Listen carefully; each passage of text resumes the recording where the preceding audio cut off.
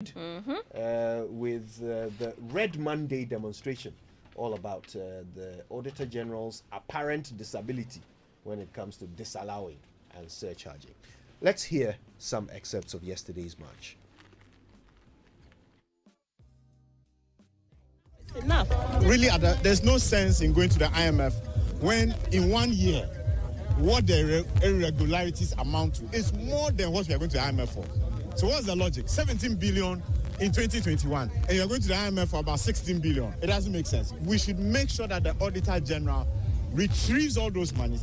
He's moving us to a point where we'll be forced to go back to court to cite him of contempt of the Supreme Court, which then will lead to sanctions on him. So it's not just we are giving him a red flag. This is a red flag. In 2020 alone, more than 80 million Ghana cedis of funds in the education sector were a subject of misapplication and irregularities.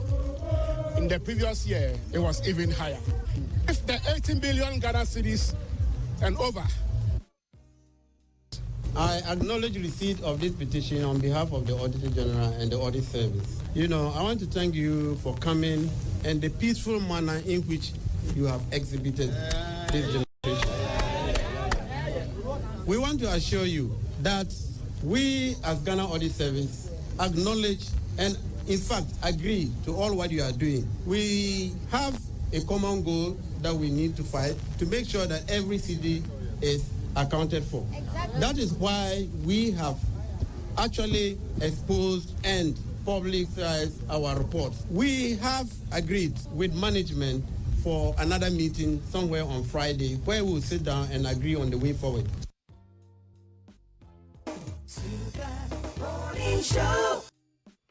So yeah, they met with the Auditor General's representative, the Deputy Auditor General, who promised them some further meetings, right? Yeah.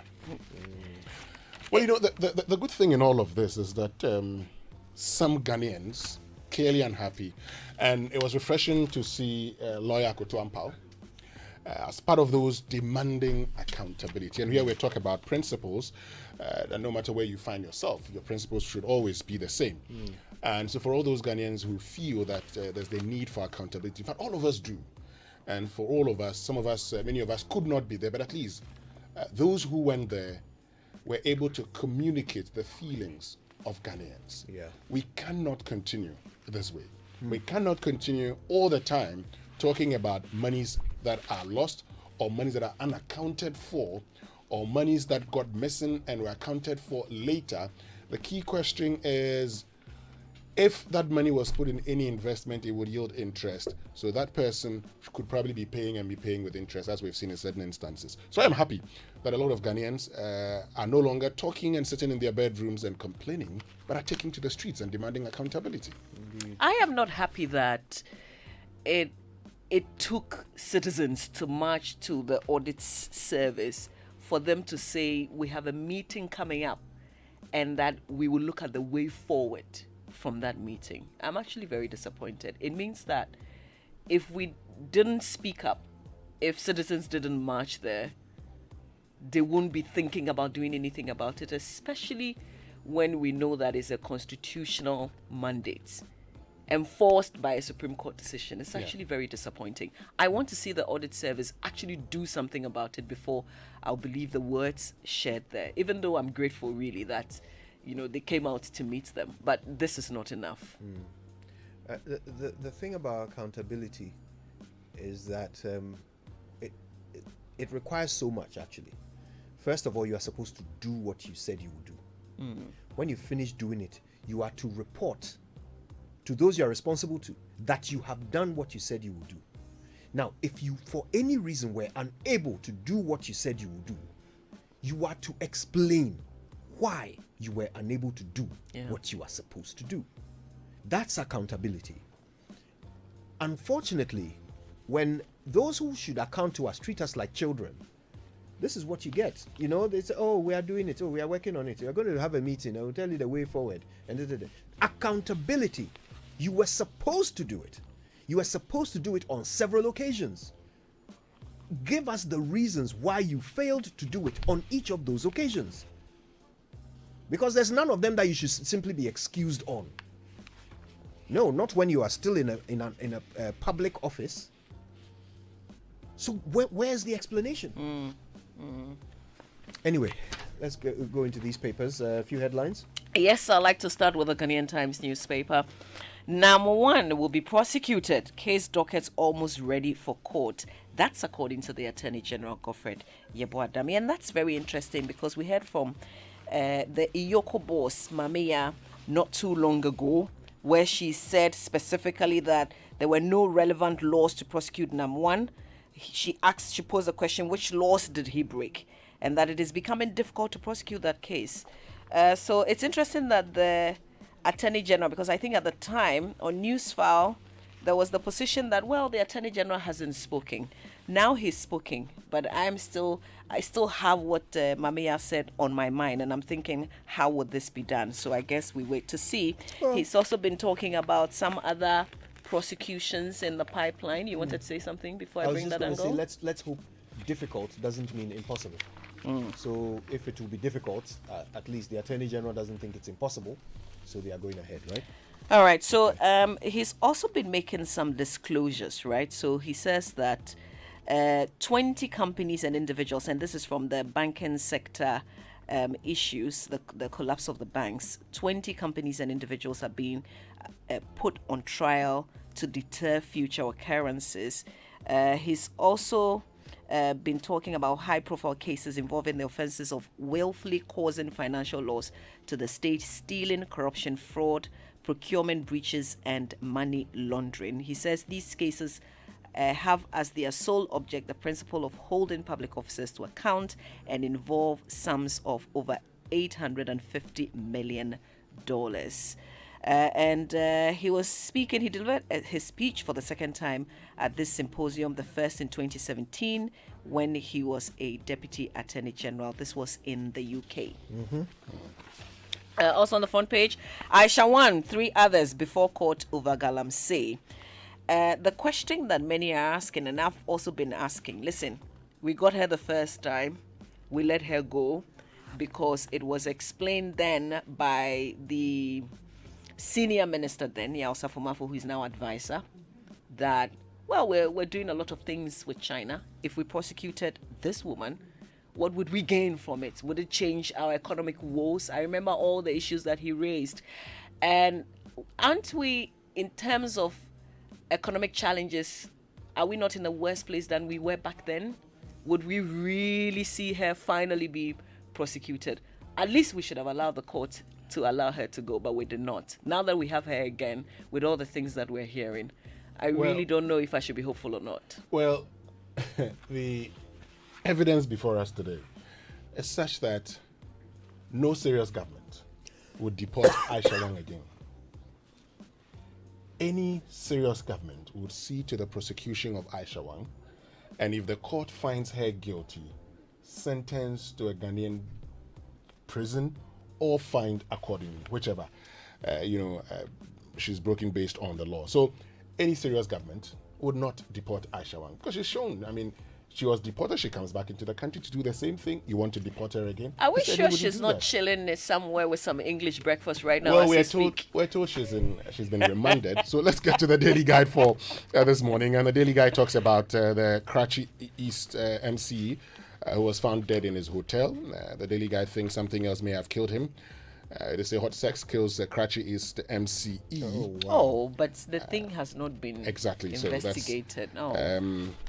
Alleging at this point in time would have to be investigated. Accra Regional Police undertake unlawful demolition, it says on the front page of the Daily Guide. And Galamsey Queen returns caged again.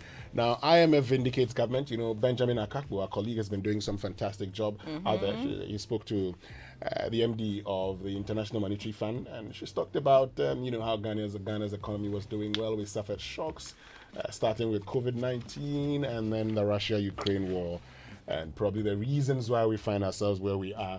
And they're hoping that we can get a deal by December 2022. We'll find out how much they'll be giving us.